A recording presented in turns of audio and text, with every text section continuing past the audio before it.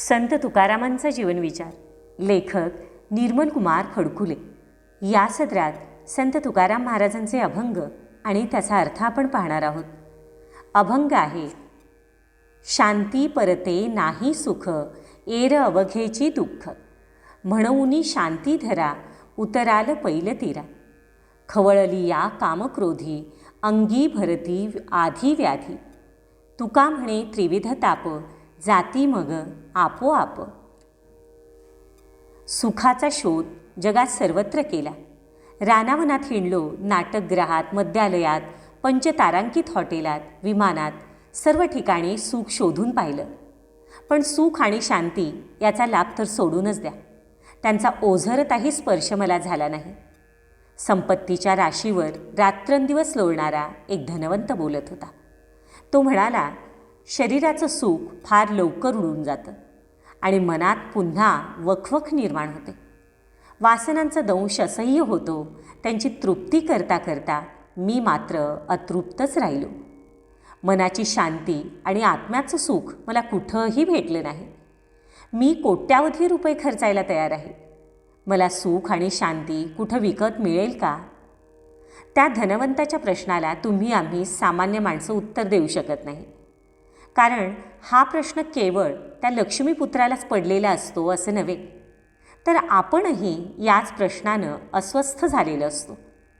सुख आणि शांती ही बाजारात मिळण्याची वस्तू नव्हे. त्यामुळं सुखशांतीचा शोध कुणातरी अधिकारी मार्गदर्शकाच्या सल्ल्याप्रमाणे केला पाहिजे.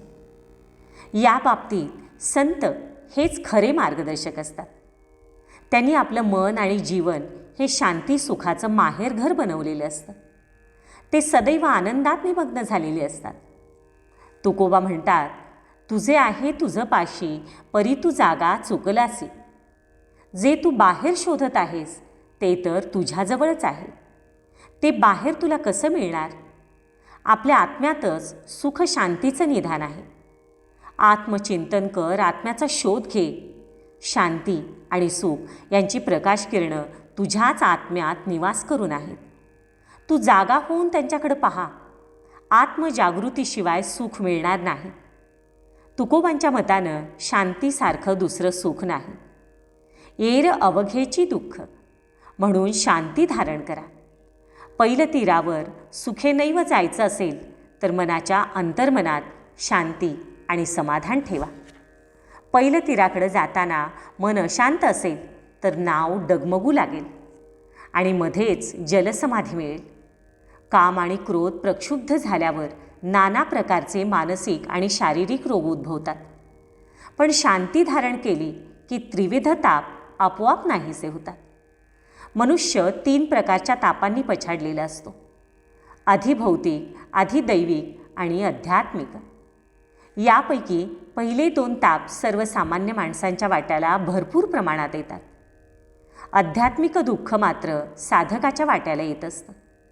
पण मन प्रशांत ठेवल्यावर हे 3ही ताप ओसरून जातात आणि एका विलक्षण सुखाची अनुभूती येऊ शकते.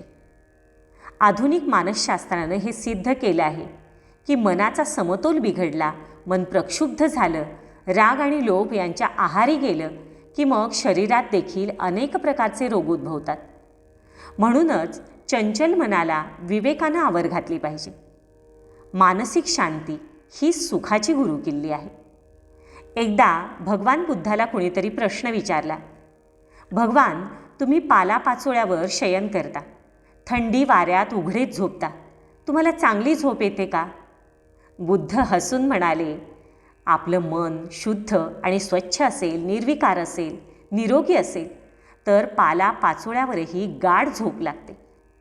पण मनात क्रोध, मत्सर असतील, विकारांचं मोहळ उठलेलं असेल तर उत्तम मृदुल शय्येवर देखील झोप येणार नाही.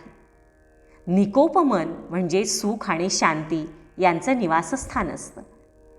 तुकारामांनीही हाच आशय या अभंगातून सांगितला आहे. जीवनातलं सुख केवळ मनाच्या सात्विक प्रकृतीवर अवलंबून असतं. संतांच्या दृष्टीनं सर्वोच्च सुख हे संत समागमातच मिळतं. आपण सामान्य माणसं इंद्रिय सुखांना अवास्तव अतिरेकी महत्त्व देऊन इंद्रियांचं जन्मभर कोडकौतुक करत बसतो.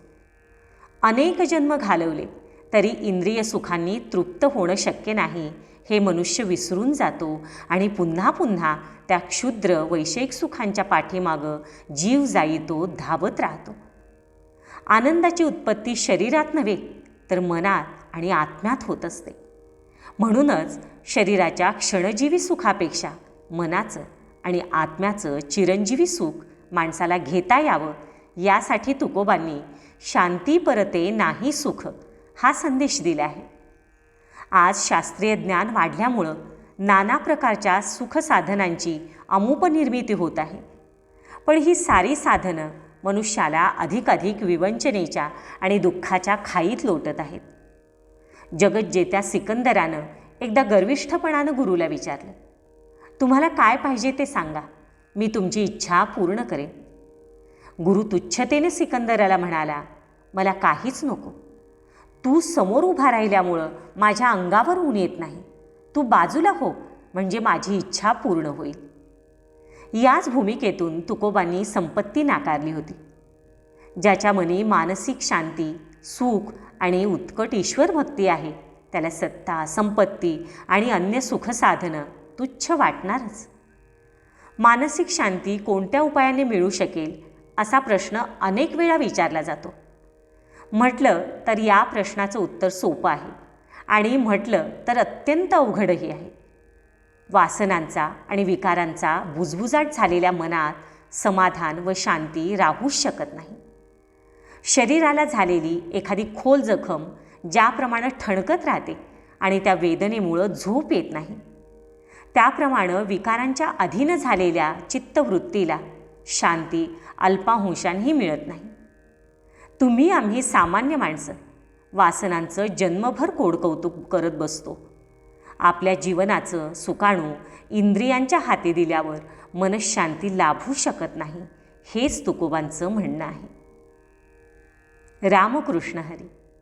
व्हिडिओ लाईक करा, शेअर करा, सबस्क्राईब करा आणि हो, कमेंट्स करायलाही विसरू नका.